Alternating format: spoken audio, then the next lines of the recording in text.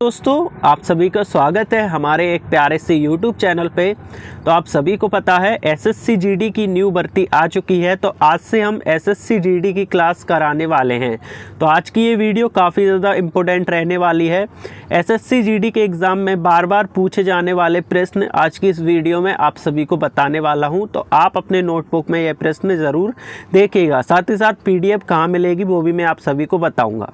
तो पहला जो प्रश्न है, ऋग्वेद में कितने सूक्तों का संग्रह है। ये प्रश्न बहुत बार एसएससी जीडी एग्जाम में पूछा गया है। आपके पास ऑप्शन है, option number A 1028, option number B 1076, option number B 1124 और ऑप्शन नंबर डी 1152।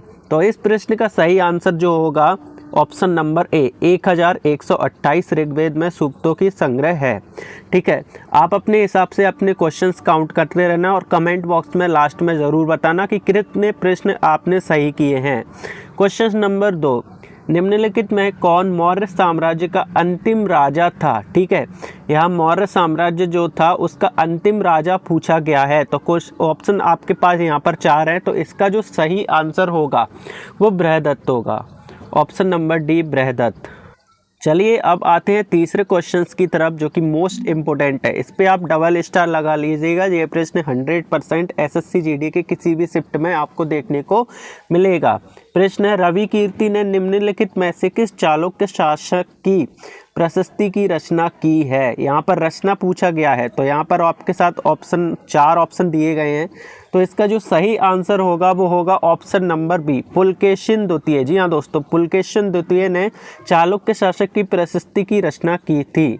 ठीक है, ये मोस्ट इम्पोर्टेंट क्वेश्चंस आपके लिए रहने वाला है। अब आते हैं क्वेश्चन नंबर 4 की तरफ। तो यहाँ पर आपसे पूछा गया है, किसने हर्षवर्धन के दरबार में बहुत समय बिताया है।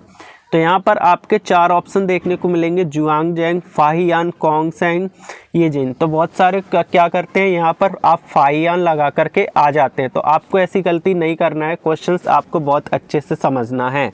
यहाँ पर हर्षवर्धन के दरबार में समय बिताने की बात कही जाए तो जुआंगजेन। ठीक है, जुआंगजेन एक ऐसा व्यक्ति है जिसने बहुत ज़्यादा समय हर्षवर्धन के दरबार में बिताया है। अब आते हैं क्वेश्चन नंबर 5 की तरफ। तो यहाँ पर जो क्वेश्चन नंबर 5 है, आप देखेंगे 1290 से 1320 के दौरान दिल्ली पर किस राजवंश का शासन था। तो यहाँ पर डेट पूछी गई है। ठीक है, और शासक का नाम पूछा गया है। तो यहाँ पर किस वंश पूछा गया है, किस वंश का शासक था। तो डेट आपको बिल्कुल ध्यान से याद रखना है, 1290 से 1320 तक दिल्ली पर किस राजवंश का शासक था। तो यहाँ पर आपको 4 ऑप्शन दिए जाएंगे। तो इनमें से जो सही ऑप्शन होगा वो होगा ऑप्शन नंबर बी खिलजी वंश। जी हाँ दोस्तों, खिलजी वंश का शासन कब तक रहा, 1290 से लेकर 1320 तक इसका जो शासन है वो दिल्ली राजवंश का रहा है। अब आते क्वेश्चन नंबर 6 की तरफ। यहाँ पर जो है मोस्ट इम्पोर्टेंट ये क्वेश्चन रहने वाला है। क्वेश्चन से, कांग्रेस और मुस्लिम लीग ने लखनऊ समझौते पर किस वर्ष हस्ताक्षर किए थे। कांग्रेस और मुस्लिम लीग ने लखनऊ का जो समझौता हुआ था तो उस वक्त किस वर्ष हस्ताक्षर किए थे, सन यहाँ पर आपसे पूछा जा रहा है। तो यहाँ पर जो इसका राइट आंसर होगा वो होगा ऑप्शन नंबर बी 1916। 1916 में के वर्ष पर लखनऊ समझौते पर हस्ताक्षर किए थे। अब यहाँ पर 7वां प्रश्न पर आते हैं। तो यहाँ पर देखेंगे, निम्नलिखित में से कौन ब्रिटिश भारत में भारतीय सिविल सेवा में भर्ती होने वाला पहला भारतीय था।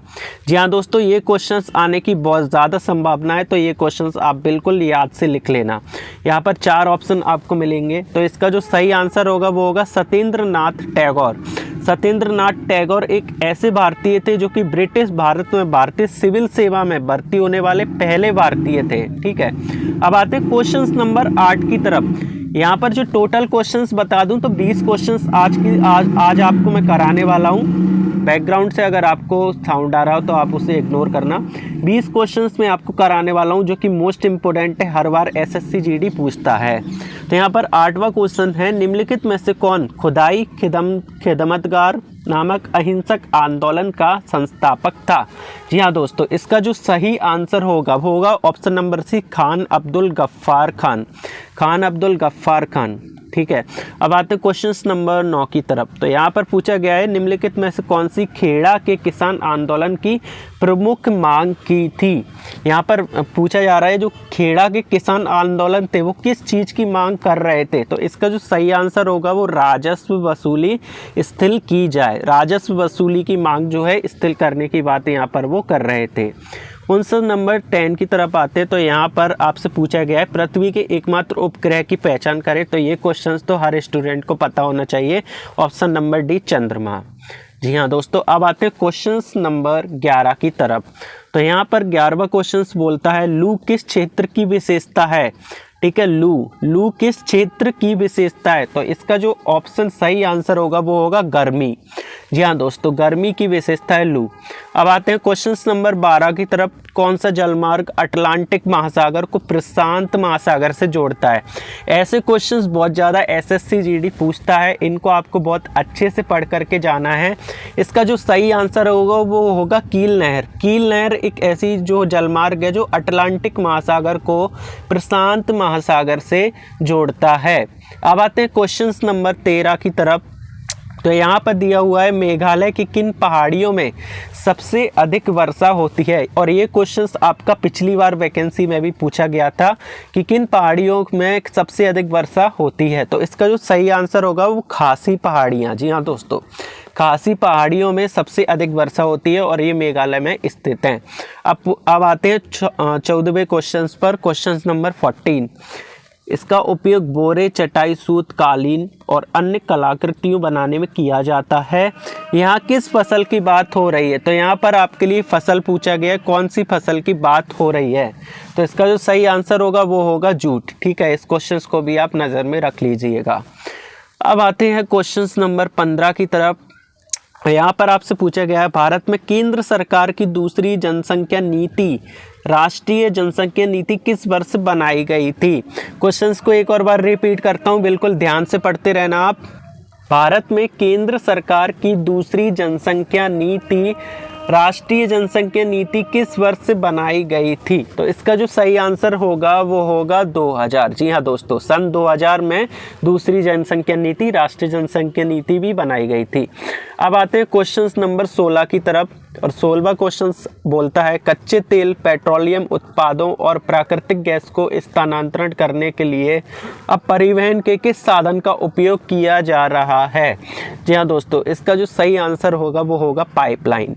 पाइपलाइन के द्वारा इन सब का जो साधन है उनका परिवहन किया जा रहा है। अब आते हैं क्वेश्चन नंबर 17 की तरफ। भारत में दशकीय जनगणना करने की जिम्मेदारी किस मंत्रालय को प्राप्त है। जी हाँ दोस्तों, दशकीय जनगणना जो करती है वो कौन सा मंत्रालय जो है उसको इसकी जिम्मेदारी प्राप्त की गई है। तो इसका जो सही आंसर होगा वो होगा गृह मंत्रालय। जी हाँ दोस्तों, गृह मंत्रालय को यह जिम्मेदारी सौंपी गई है। अब आते हैं क्वेश्चन नंबर 18 की तरफ। विश्व का सबसे विस्तृत लिखित संविधान किस देश का है। जी हाँ दोस्तों, आपको मैं 1 मिनट का समय देता हूँ, आप बताइए। ये बहुत इजी क्वेश्चन है। विश्व का सबसे विस्तृत लिखित संविधान किस देश का है। बिल्कुल सही आंसर है आपका भारत। भारत का सबसे बड़ा लिखित संविधान है। अब आते हैं क्वेश्चन नंबर 19 की तरफ। भारतीय संविधान में अस्पृश्यता का उन्मूलन प्रावधान का उल्लेख किस अनुच्छेद में किया गया है। अनुच्छेद 14, अनुच्छेद 17, अनुच्छेद 19, अनुच्छेद 32। तो इसका जो सही आंसर होगा वो होगा अनुच्छेद 17। अनुच्छेद 17 में अस्पृश्यता का उन्मूलन प्रावधान का उल्लेख इस अनुच्छेद में किया गया है। आज की वीडियो का लास्ट क्वेश्चन है हमारा और बहुत इम्पोर्टेंट क्वेश्चन है। भारतीय संविधान के मूल पाठ में कितने अनुच्छेद शामिल थे। क्वेश्चंस आपको ध्यान से पढ़ना है। भारतीय संविधान के मूल पाठ में कितने अनुच्छेद शामिल थे, मतलब पहले कितने अनुच्छेद शामिल थे, ये आपको बताना है। यह आज के लिए आपका होमवर्क है और ये क्वेश्चंस को आपको कमेंट बॉक्स में लिख करके ज़रूर बताना है। अब बताता हूँ इसकी जो PDF है बिल्कुल आप टेलीग्राम चैनल से ले सकते हैं फ्री में। जी हाँ दोस्तों, या फिर व्हाट्सएप ग्रुप का लिंक डिस्क्रिप्शन में डाल दिया गया है, वहाँ से भी ले सकते हैं। साथ ही साथ टेलीग्राम चैनल से भी इसका PDF ले सकते हैं। डेली क्लास होगी और हर सब्जेक्ट की क्लास होगी और मोस्ट इंपोर्टेंट ही क्वेश्चंस आपके लिए कराए जाएंगे। चैनल से जुड़ जाना, साथ ही साथ चैनल को सब्सक्राइब करके जरूर रखना ताकि तब भी क्लासेस हो आपको सबसे पहले पता चल सके। जय हिंद, जय भारत।